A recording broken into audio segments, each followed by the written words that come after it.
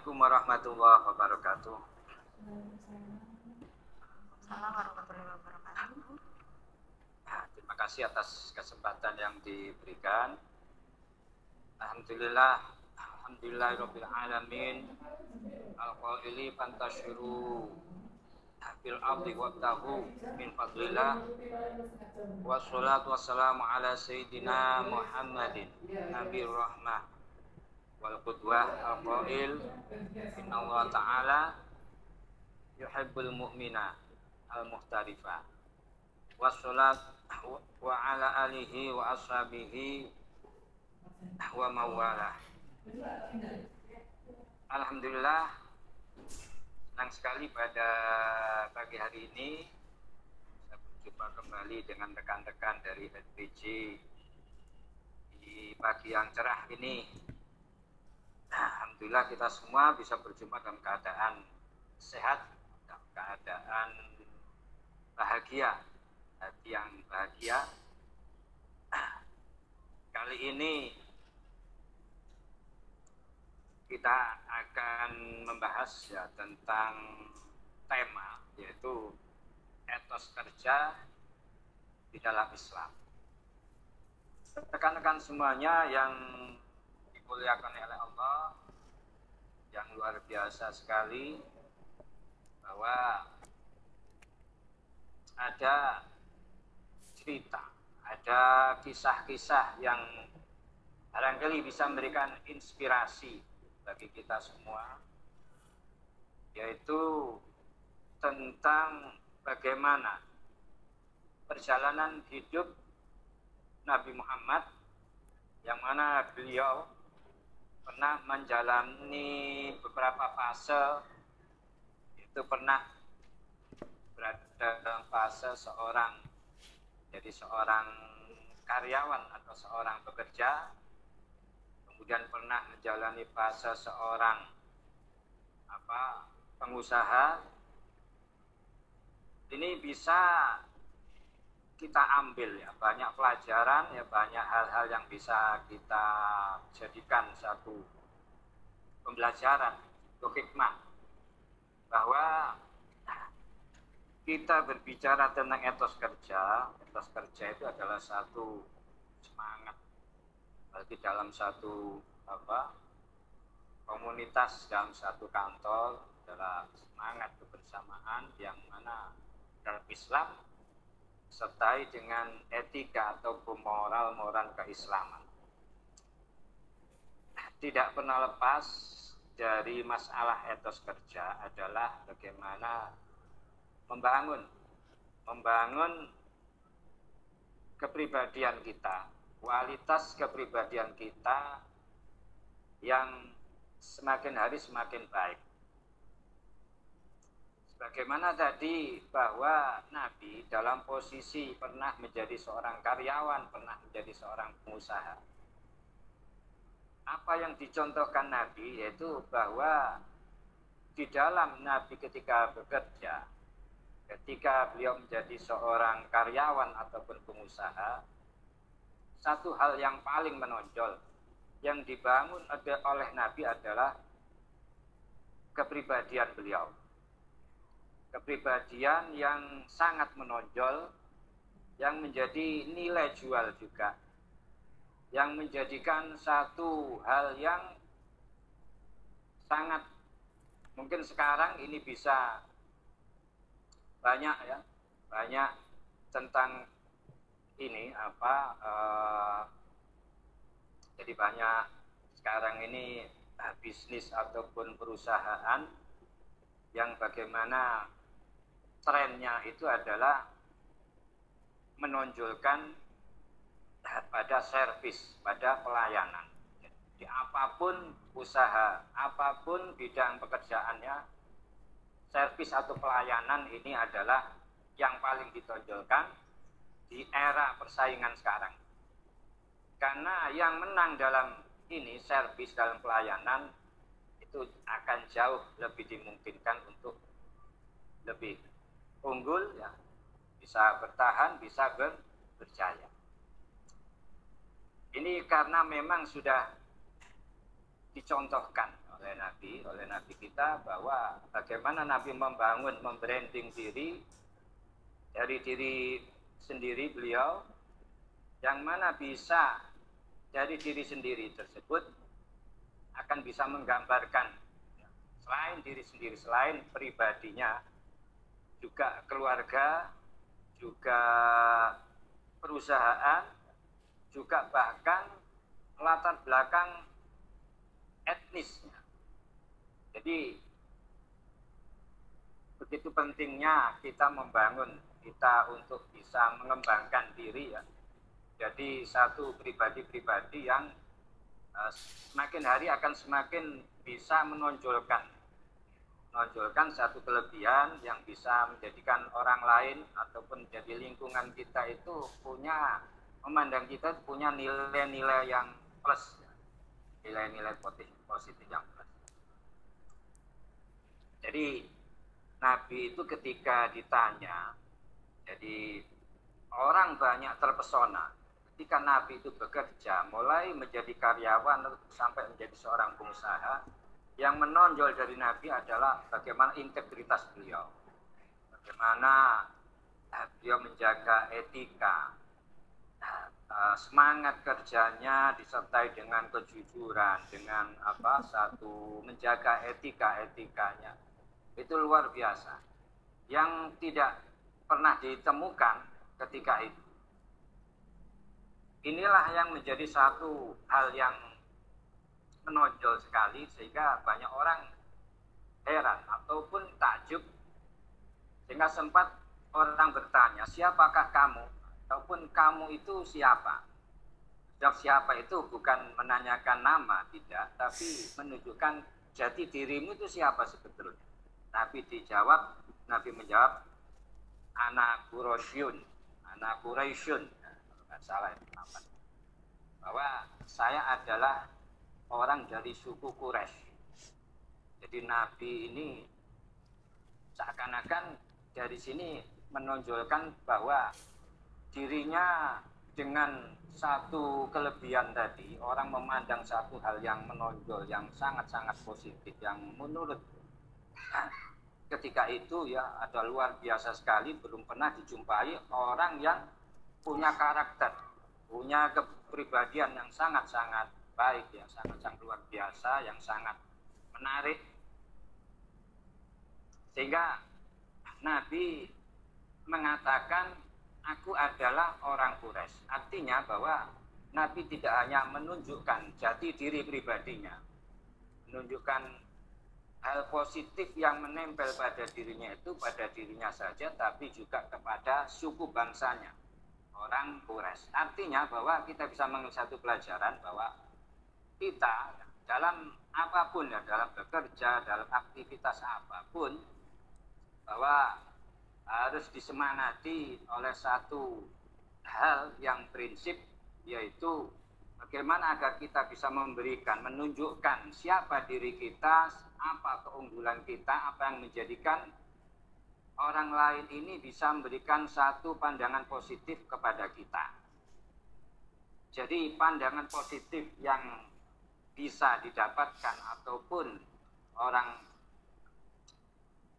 memandang kita dengan anggapan yang positif tersebut adalah satu keinginan, satu semangat yang harus kita senantiasa kita cita-citakan, kita bawa, kita tunjukkan bahwa kita itu punya kelebihan, punya hal yang positif yang membanggakan semua orang. Jadi artinya bahwa kita itu dari hari ke hari bagaimana kita membangun brand kita, membangun kepribadian kita lebih baik, karena itu semua adalah branding kita. Jadi di dalam satu perusahaan, organisasi atau apapun, itu semua adalah terdiri dari kumpulan, ya, dari kesatuan dari pribadi-pribadi. Artinya bangunan, ya, satu perusahaan, satu satu kantor ya, itu adalah kesatuan daripada pribadi-pribadi yang ada di sini. Artinya bahwa individu, masing-masing individu ini menentukan sekali terhadap performa, kinerja, citra daripada perusahaan tersebut. Apalagi perusahaan yang mungkin ya katakanlah usaha yang kita jalani adalah servis. Kita pada pelayanan, kita menjual pelayanan, maka tidak bisa tidak itu semua harus tercermin daripada masing-masing pribadi kita. Tidak hanya itu ya, dimanapun ya kita berada, kita harus bisa mengangkat diri kita bahwa kita adalah orang yang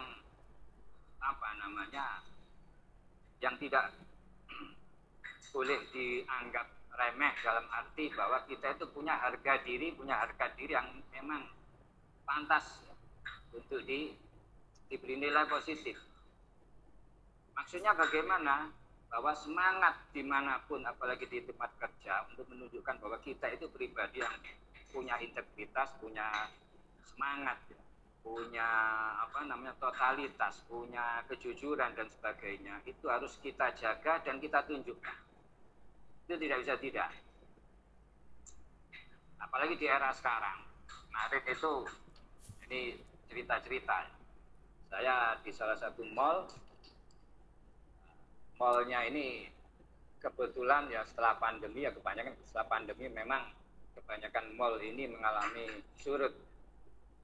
Tapi ada satu mall yang kemarin saya masuki ini kelihatannya memang ada semangat untuk kembali, promosi-promosinya dan sebagainya, bagaimana bisa meramaikan kembali, paling tidak ada peningkatan daripada sebelumnya. Kondisi-kondisi pasca pandemi ini memang lesu. Akan tetapi saya melihat satu hal yang mungkin semangat itu tidak ada pada dari personal orang-orang yang di dalam mall tersebut, di para stafnya, karyawannya yang ini di dalam perusahaan mall tersebut tidak menunjukkan satu semangat ke situ. Yaitu ketika saya bertanya pada salah satu satpamnya yang menanyakan tempat, ketika itu menanyakan tempat AP. Yang saya rasakan ketika menjawab pertanyaan tersebut tidak menunjukkan ini tadi, bahwa perusahaan atau mall tersebut punya semangat untuk berbenah, untuk meningkatkan kinerja. Itu terlihat dari karyawannya jawabnya, ya mungkin saya bisa menilai, mungkin karyawan atau satpam ini tidak di training secara khusus bagaimana menunjukkan citra yang baik, bagaimana bisa berkomunikasi yang baik. Nah ini fatal sekali, jawabannya agak mungkin istilahnya mungkin standar, mungkin bagi di kalangan di luaran ini hal yang mungkin ya itu semua tergantung karakter masing-masing. Artinya ketika yang saya rasakan jawabannya itu memang kurang kurang begitu ramah ya, cara berkomunikasinya juga kurang bagus, apalagi di tempat kerja. Kemudian itu tadi bahwa menunjukkan mall ini menerima karyawan apa adanya tanpa pernah di-training tentang kepribadian, bagaimana berkomunikasi dengan baik, bagaimana bersikap yang baik. Itu tidak pernah ada, sehingga saya bisa menilai semangat untuk memperbaiki kinerja itu akan sia-sia jika gambaran dari personal yang ada di sini tidak menggambarkan ke sana. Justru sebaliknya kelihatan sekali bahwa lemah ya. Karena bagaimanapun tiap-tiap pribadi dari individu dari personelnya ini adalah gabungan yang akan bisa membentuk satu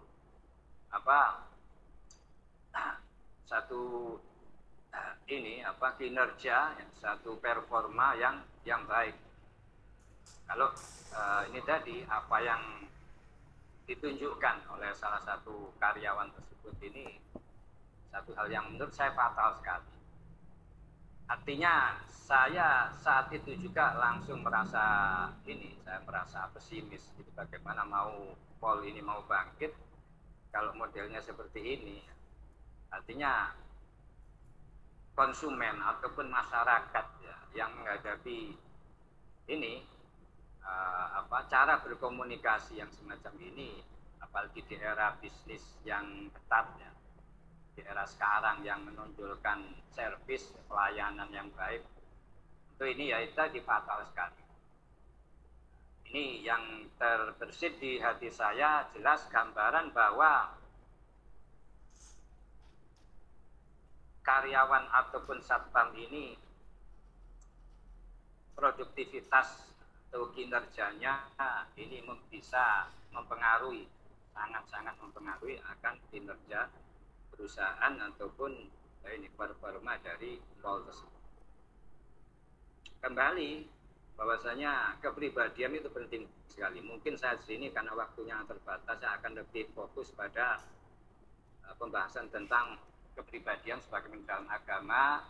Kita semua ini agar bisa, karena perintah dari agama itu untuk bisa husnul khuluq, itu berkepribadian yang baik, itu adalah perintah. Apalagi di dalam bisnis. Oleh karena itu ini teman-teman semua, jadi yang pertama mungkin kita dalam kajian atau itu kita dalam tiap pertemuan ya, kajian walaupun itu bukan online, kita pertama adalah ya kita enjoy, kita harus relax ya, agar pikiran kita itu bisa bisa menerima ya, bisa kita betul-betul bisa saling saling take and give ya. Di apa yang kita diskusikan, apa yang kita bahas, kita kaji, bisa kita kita jalani dengan baik. Di relax saja, karena karena bagaimanapun kunci daripada ini keberuntungan atau kesuksesan adalah suasana hati yang rileks, yang penuh keceriaan. Auranya itu harus aura yang ceria. Jadi teman-teman sekalian, memang kalau bicara tentang aura, ini terus terang aura kegembiraan. Ini kalau di dalam agama itu seringkali di kitab-kitab itu mengatakan bahwa keceriaan, aura yang bagus ya, ini menunjukkan pertama hati yang di dalam hati ini memang bersih, jadi punya energi positif sehingga bisa membawa keberuntungan, rezeki dan sebagainya. Oleh karena itu pertama ya, mari kita bisa perbaiki ya, penampilan kita, aura ya, wajah kita itu bagaimana kita upayakan, kita bentuk, kita rubah menjadi aura yang ceria, karena akan bisa membawa vibrasi efek energi yang positif, energi negatif ini akan terpinggirkan, akan kalah ya dengan energi yang lebih positif. Oleh karena itu rekan-rekan sekalian, penting sekali kita bersikap rileks, kita bersikap optimis ya. Apapun mungkin permasalahan kita, ya, kita bersikap punya aura yang bagus. Karena hati kita itu penggambaran ada di dalam wajah kita. Kalau hati kita itu kalut dengan berbagai permasalahan akan kelihatan.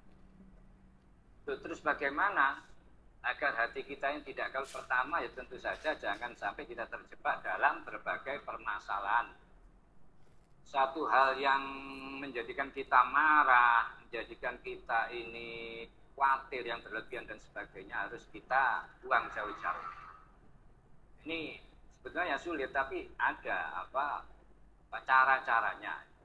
Jadi kita paksa pertama, walaupun kita tidak bisa menerima, mungkin ada satu emosi-emosi dulu, ada satu mental block, ada emosi-emosi, ada dendam, kesedihan dan sebagainya, kecewaan dan sebagainya yang bisa membentuk mental block kita, sehingga secara bawah sadar menjadikan itu adalah kepribadian, seakan kepribadian kita yang tercermin di dalam aura wajah kita.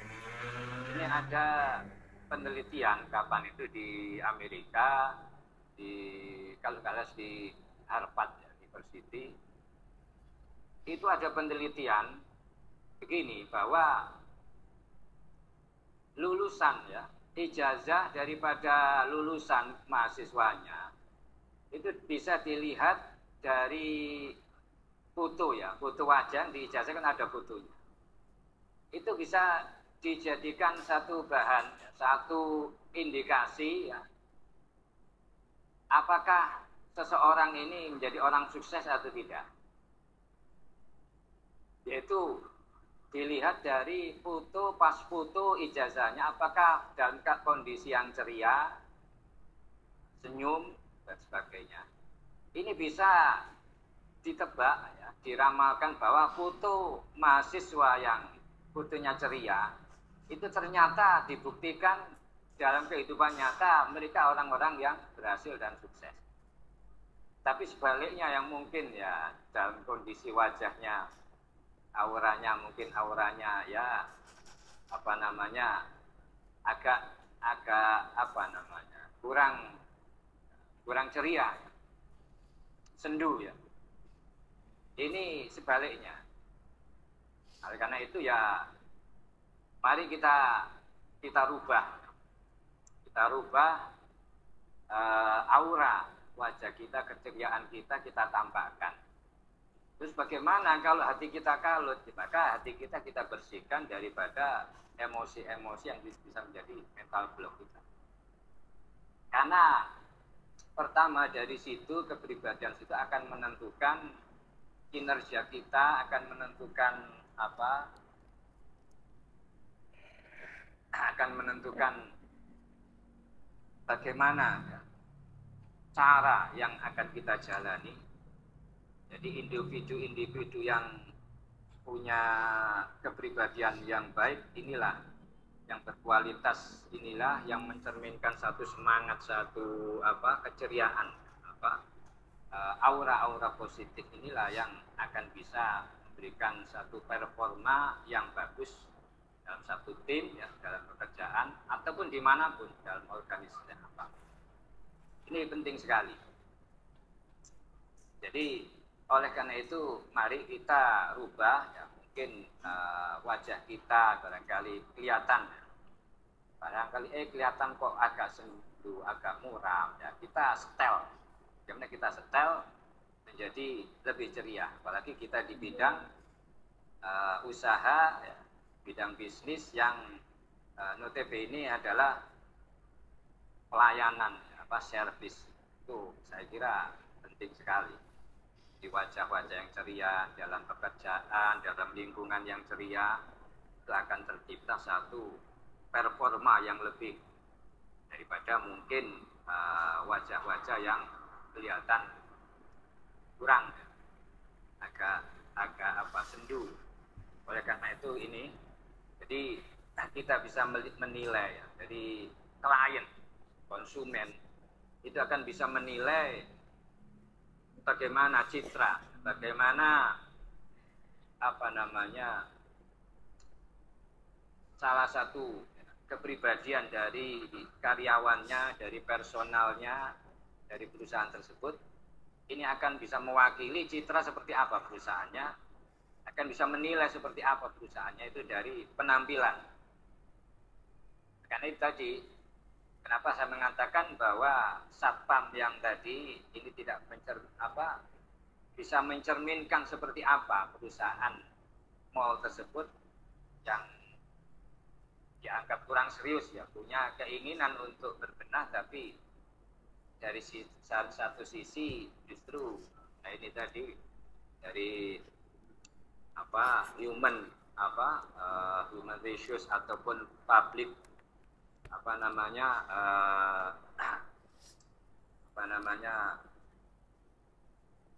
public relation ya mungkin, ataupun jadi karena karyawan pun itu termasuk bagian dari public relation juga yang bisa mencerminkan seperti apa ya perusahaannya. Jadi penting sekali. Rekan-rekan sekalian, jadi perlu kita rileks ya. Kita senantiasa kita jaga hati kita untuk senantiasa optimis ya. Karena dalam ibadah pun sekali lagi bagian pernah saya jelaskan, saya sampaikan, ibadah pun kita itu harus optimis. Karena di dalam agama kalau ibadah kita itu ogah-ogahan ataupun mungkin kurang semangat juga dianggap kurang, dianggap tidak boleh ya, tidak boleh melakukan ibadah yang dalam keadaan yang kurang semangat, yang tidak optimis. Jadi berdoa pun, zikir dan sebagainya kita tunjukkan optimisme. Salah satu daripada doa kita terkabul adalah bagaimana kita bersikap secara ini. Kita punya hati yang optimis. Karena ya kalau berdoa tanpa dengan hati yang optimis, satu keyakinan, satu optimisme, ya juga barang tentu doa kita sulit diharapkan akan terkabul. Rekan-rekan sekalian, bahwa sekali lagi untuk ini kepribadian ya bagaimana kita bisa meningkatkan performa diri kita itu penting sekali. Jadi sebelum kita bicara lebih luas, kembali sekali lagi bahwa individu setiap dari kita ini adalah mencerminkan siapa diri kita, siapa keluarga kita, siapa perusahaan kita, siapakah termasuk etnis kita. Maka sekali lagi kita tunjukkan bagaimana pertama yaitu kita tunjukkan bahwa hal yang positif dari kita, orang memandang bahwa pribadi kita ada pribadi yang baik, yang positif, yang mana vibrasinya akan membawa pada pekerjaan. Orang bisa memandang bahwa perusahaan ini adalah perusahaan yang bagus, keluarga ini latar belakang keluarganya keluarga yang bagus, masyarakatnya juga bagus. Itu semua akan tergambar dari sikap masing-masing pribadi kita. Dan jika itu dari masing-masing kita bisa menunjukkan ya, ini aura-aura positif, maka dengan keniscayaan untuk bisa tujuan kita bagaimana bisa meningkatkan ini atas kerja performa, bisa meningkatkan produktivitas kita, itu akan bisa dicapai. Nah, jadi sekali lagi vibrasi yang positif, ya, energi-energi yang positif itu sangat kita perlukan untuk saling ya, mempengaruhi satu sama lain. Kalau semuanya bisa terbentuk ya kepribadian yang punya aura positif, insya Allah semuanya akan bisa kita apa yang kita inginkan, idealisme yang kita perjuangkan akan diberikan kemudahan, karena tentunya ya, semuanya dengan upaya dan doa kita yang mana tadi sertai dengan sikap positif. Ini kadang-kadang rekan-rekan sekalian itu kadang-kadang seringkali luput dari perhatian. Karena itu tadi sebagaimana yang saya ceritakan tadi, bagaimana sekelas perusahaan yang besar seperti itu sampai melupakan aspek bagaimana personalnya ini tidak menunjukkan satu kepribadian yang bisa menggambarkan bagusnya performa perusahaan ataupun citra perusahaan yang baik itu tidak tergambar, justru sebaliknya. Nah, ini bahaya sekali. Makanya saya tidak heran kalau mallnya ini ya semakin lama tidak tambah ramai, tidak tambah meningkat, tapi justru tambah sepi. Karena sudah ditemukan salah satunya indikatornya itu kan ada kelemahan yang menurut saya fatal sekali. Apalagi ini teman-teman semua ini bergerak di dalam bisnis pelayanan ya, servis ya, saya kira hal yang sangat wajib untuk dipunyai masing-masing personel adalah bagaimana pribadian kita itu bisa dipandang positif, yang bisa menunjukkan satu citra yang baik pada diri kita, pada keluarga kita, pada tempat pekerjaan kita, pada komunitas kita. Bahkan Nabi tadi, Nabi mengatakan dengan apa? Mantap, saya ketika ditanya Nabi tadi, saya orang Quraisy. Artinya jawaban Nabi tidak hanya menunjukkan bahwa saya adalah Muhammad putra Abdullah dari rumahnya di mana alamnya, tidak. Tapi mencakup seluruhnya. Saya adalah pribadi seorang Muhammad, ini seorang keluarga yang baik, seorang usaha saya ini adalah bagian daripada citra saya. Kemudian termasuk ini tadi yang disebut oleh Nabi yang jauh lebih luas, yaitu suku saya, karena suku Arab terbesar adalah orang Quraisy. Jadi seakan-akan Nabi menunjukkan bahwa citra dirinya ini menunjukkan satu citra Arab secara keseluruhan, orang-orang Quraisy secara keseluruhan. Ini saya kira menjadi satu bahan ya untuk kita mengambil satu pelajaran, satu hikmah yang bisa kita ambil. Jadi sangat-sangat penting sekali kita mengembangkan, membangun citra diri yang lebih baik. Bagaimana akhlak kita tunjukkan, karena rekan-rekan semuanya bahwa keberuntungan ini kaitannya erat sekali dengan berbagai aspek ya. Samping kepribadian, tapi kepribadian ini biasanya yang paling menonjol. Jadi kalau hati kita ini bersih, itu adalah hasil daripada hubungan kita dengan Allah juga baik. Ibadah kita ya, perilaku kita itu baik. Maka hati kita bersih. Hati kita bersih akan tercermin dari aura dari wajah kita. Itu otomatis. Makanya kita jaga hubungan baik dengan Allah, perilaku kita, kemudian dengan sesama, dengan teman, dengan keluarga, itu kita jaga. Kita jaga perilaku kita perbaiki lah. Mungkin kita ada permusuhan, ada dendam, itu kita hilangkan.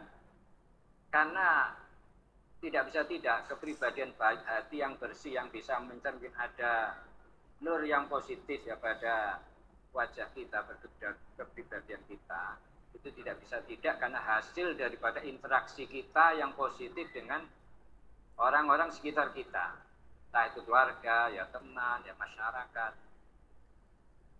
Jadi itu. Jadi kita membahas tentang kepribadian diri kita, bagaimana agar ada peningkatan ya, dari sisi auranya paling tidak.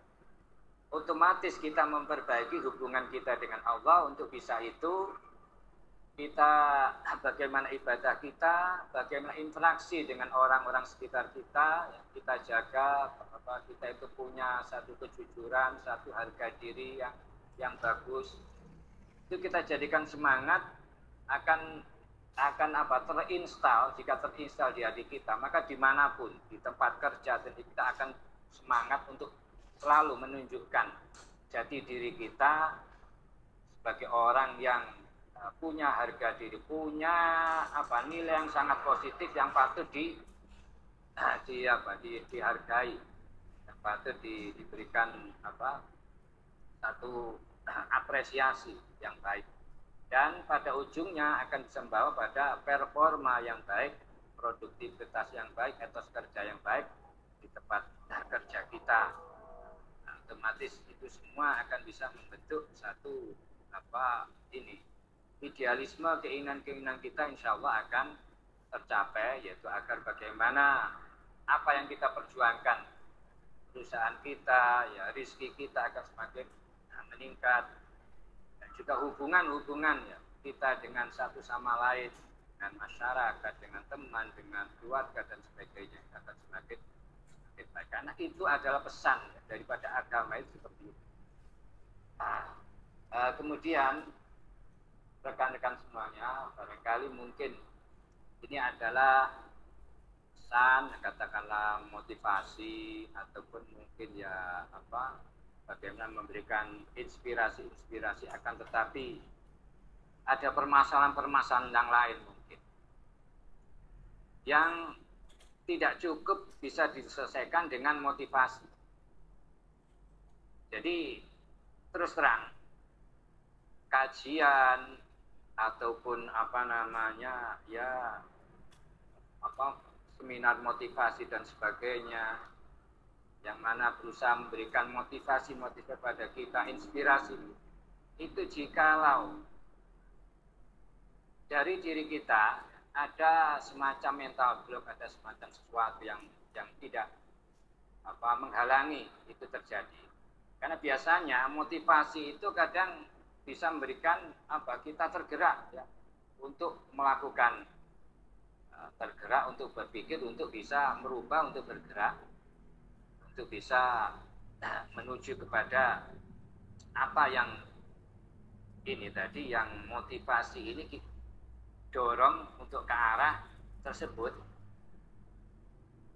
ataupun inspirasinya. Tapi itu semua ya, jikalau ibarat mobil itu, mobil didorong, tapi kalau handremnya masih aktif ya sulit. Jadi bisa jadi motivasi ini di awal-awal mungkin kita semangat, mungkin kita terpadu, kita satu keinginan ya, inspirasi, keinginan untuk berubah dan sebagainya. Akan tetapi ada fakta bahwasanya memang tidak hanya itu. Jadi perlu dari diri kita ini yang ada hal-hal yang perlu dibenahi ya. Kita istilahnya handrem tadi, yaitu mental block. Makanya saya kepingin ya, dalam kajian-kajian saya, pertemuan-pertemuan dengan rekan-rekan semua itu ada interaksi yang mungkin kalau tidak bisa disampaikan di sini, bisa melalui ya WA ya, sebagainya. Karena untuk bisa menggali ya, permasalahan kita masing-masing. Karena begini, rekan-rekan semuanya, bahwa saya sendiri mungkin cerita ya, saya mencerita diri saya sendiri, pribadi saya barangkali juga memberikan inspirasi, tapi juga ada solusi. Jadi kadang-kadang kita itu diberikan inspirasi, motivasi, tapi mungkin solusinya masih kurang. Saya itu dulu tidak seperti sekarang. Mungkin saya jenengan semua itu melihat saya bicara ya di depan orang banyak, ataupun terbiasa bicara, menyampaikan sesuatu ya. Aktivitas saya memang banyak setiap harinya ini menyampaikan kajian-kajian ya, berbicara di depan umum.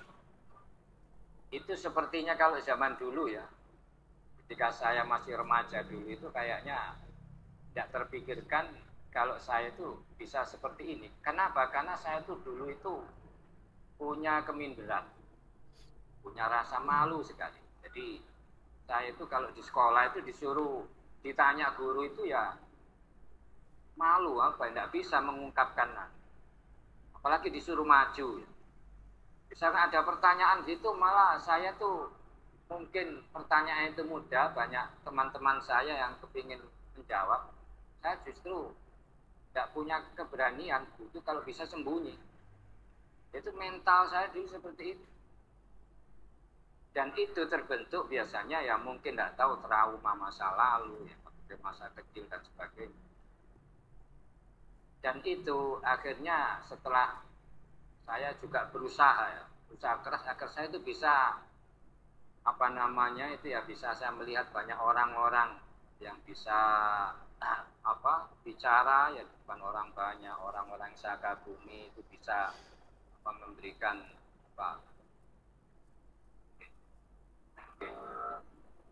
Jadi mungkin ini sesi tanya jawab barangkali kita isi dengan saja eh, terapi saja ya, terapi saja. Jadi saya itu dulunya kenapa sampai bisa sekarang ya, selain sudah saya upayakan untuk latihan, bagian saya bisa berani ngomong di depan banyak, punya punya apa keyakinan, punya kemantapan.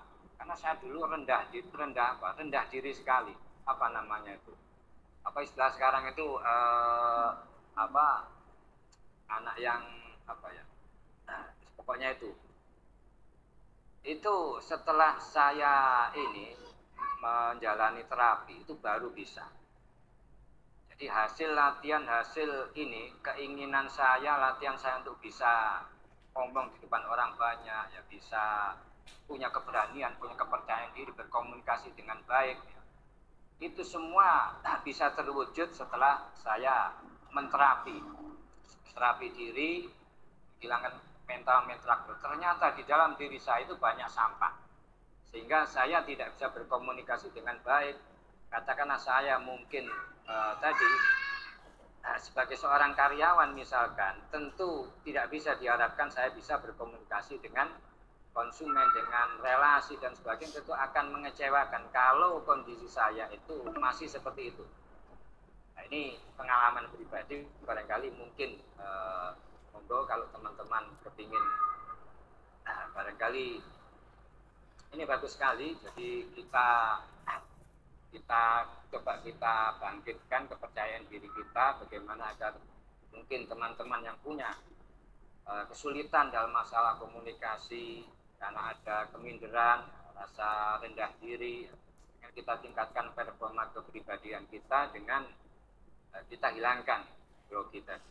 Mungkin kalau memang waktunya cukup, monggo coba saya ini bisa diikuti ya teman-teman. Ini pembukaannya, doanya untuk terapinya. Ini saya memegang dada saya ya, sebelah kiri tepat di area jantung. Ini saya tekan-tekan ya, monggo kalau bisa diikuti ya, yang ada titik nyerinya. Kita tekan-tekan sambil dengan khusyuk permasalahan yang kita alami ya. Katakanlah rasa malu. Nah, saat ini mungkin saya ataupun jenengan punya rasa minder, rasa malu. Itu diungkapkan ya. Ya Allah, barangkali bisa diikuti, ya Allah, walaupun hati saya ataupun saya malu untuk berbicara di depan orang banyak, walaupun saya ini minder, tidak punya kepercayaan diri saat ini, tapi saya ikhlas, saya terima, saya ridho ya Allah, saya pasrahkan keberanian saya, saya pasrahkan keberanian saya, kepercayaan diri saya sepenuhnya kepadamu ya Allah.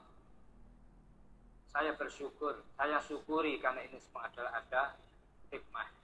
Sekali lagi, ya Allah, walaupun saya punya rasa malu, saya minder, punya rasa minder, saya tidak percaya diri berbicara di depan orang banyak, saya merasa minder bergaul dengan orang banyak, itu disesuaikan ya dengan apa yang dialami.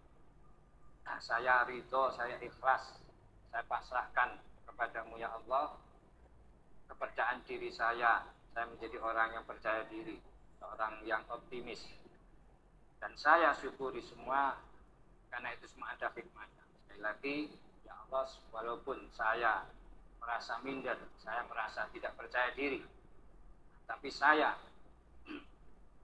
saat ini saya minder, saya malu bicara depan orang banyak, tapi saya ikhlas, saya terima, saya pasrahkan kepercayaan diri saya, keberanian saya kepadamu ya Allah. Dan selanjutnya diresapi rasa mindernya, rasa sulit komunikasinya kita ya, rasa kurang perbedaan kita rasakan betul. Sambil ya Allah, saya pasrah, saya ridho, saya ikhlas atas ketidakpercayaan diri saya ini, dan saya pasrahkan kepadamu ya Allah keberanian saya, kepercayaan diri saya. Kemudian coba diikuti sambil tetap khusyuk ya. Ya Allah, ini coba ini lihat saya semua, ini tangan saya, posisi tangan saya mengetuk-ngetuk di ini ubun-ubun ya. Ya Allah, saya ikhlas, saya ridho, saya percaya, saya pasrahkan solusinya ya Allah. Ya Allah, saya ridho, saya pasrahkan padamu ya Allah. Kemudian ini harus lepas kacamata. Bagian ini ujung dari alis, ya Allah, saya ridho, saya pasrah ya Allah. Kemudian ganti yang ini ujung mata, ya Allah, saya ridho, saya pasrah. Kemudian di sini di bawah mata ini coba diperhatikan di sini ya. Ya Allah, saya ridho, saya pasrah. Kemudian di bawah hidung, ya Allah, saya ridho, saya pasrah. Kemudian di bawah ini, di bawah mulut, ya Allah, saya ridho, saya pasrah. Kemudian di sini di tulang ini ada, di dada ini ada kayak kelereng, ini di bawahnya pas. Tulang di dada yang ada kayak kelereng ini, antara leher, di ruas leher, ada kayak kelereng. Bawahnya kita ketuk juga, ya Allah, saya ridho, saya pasrah. Ya Allah, saya ridho, saya pasrah. Dan selanjutnya di bawah ketiak ini, bawah ketiak kita tekuk, ya Allah, saya ridho, saya pasrah. Kemudian selanjutnya di bawah ini, di bawah di bawah susu ya. Ya Allah, saya ridho, saya pasrah. Setelah itu kita ambil nafas, seakan-akan kita rasakan dulu ya sebelum ambil nafas, kira-kira ini rasa mindernya, rasa ketidakpercayaan masih tersisa berapa. Kemudian kita ambil nafas dengan kita bayangkan sisa dari emosi tadi, rasa ketidak itu kita ambil untuk kita buang. Jadi kita ambil nafas, ya Allah, akan kita ambil, kemudian kita hembuskan, kita buang. Ya Allah, gagal. Kira-kira masih ingat ya? Ini karena waktunya mohon maaf kurang 4 menit ya, ini kita maksimalkan waktu yang ada. Jadi sekali lagi urutannya ya, walaupun tidak apa-apa, yang kita ketuk setelah kita ini tadi menyatakan tadi, ya Allah, saya ridho, saya ikhlas. Kemudian di ujung dari ini, ya Allah, saya ridho, saya ya Allah, ya Allah, saya ridho, saya ikhlas. Ya Allah, saya ridho, saya ikhlas. Kemudian ya Allah, saya ridho, saya ikhlas. Dan di ketiak, ya Allah, saya ridho, di bawah ketiak, ya Allah, saya ridho, saya ikhlas. Dan di bawah itu, ya Allah. Kemudian tarik nafas 3 kali, membayangkan kita tarik, kita buang sisa dari emosi. Nah, barangkali ada yang sudah bisa merasakan mungkin suasana hatinya di mana, mungkin ada sedikit rasa lega atau di mana ada mungkin yang sudah mungkin ada lah sedikit lah mungkin perubahan atau rasa lega atau enak mungkin di dada. Jadi teman-teman mungkin karena memang waktunya terbatas ya mungkin bisa kita lanjut nanti tentang ini, bisa pertanyaan tentang ini. Yang jelas bahwa terapi model ini penting sekali bagi siapapun ya, karyawan, pemimpin perusahaan, siapapun, untuk menghilangkan mental block ini akan membentuk kepercayaan diri yang mantap, optimisme yang mantap, agar kita menjadi pribadi yang lebih. Jadi saya bisa ngomong sekarang ini ya itu tadi karena hasil dari terapi. Dulu saya mungkin dibanding teman-teman semua itu saya jauh lebih minder ya, malu ya, punya rasa malu yang sangat. Jadi ini salah satu aspek yang harus dimiliki ya, kepercayaan diri, satu optimisme agar nantinya diharapkan bisa ada vibrasi-vibrasi positif ya. Itu termasuk manfaatnya banyak. Kita bisa punya sikap kepemimpinan terhadap teman, terhadap keluarga, terhadap orang lain ya. Dalam kerja juga demikian, akan bisa komunikasi antar teman dengan klien, dengan konsumen akan tercipta dengan baik. Ini salah satu mungkin mudah-mudahan satu solusi. Barangkali mungkin karena waktunya terbatas ya, mungkin kita tutup ya. Mohon maaf kalau ini agak agak molor. Kita tutup saja dengan doa. Bismillahirrahmanirrahim. Alhamdulillahirabbil alamin wassalatu wassalamu ala sayyidina Muhammad wa ala alihi wa ajmain. Wa barakallahu ya dzal azim wa dzal amin wa alaina wa binna. Amin hari akhir wal maghfirah wal rahmah wassalamah wa ridha wa sa'adah wal karamah wa siyadat wa aisyati wal barakatuh wa istiqamah wal majdi wa sidqi jamil wa khatimat sa'adah wa istiqamah wal aqibah wasbihal adiyal zahiran wa batinah fid dunyal akhirah wal fawzi wal falah. Rabbana atina fid dunya hasanah wa qina adzabannar. Alhamdulillahirabbil alamin.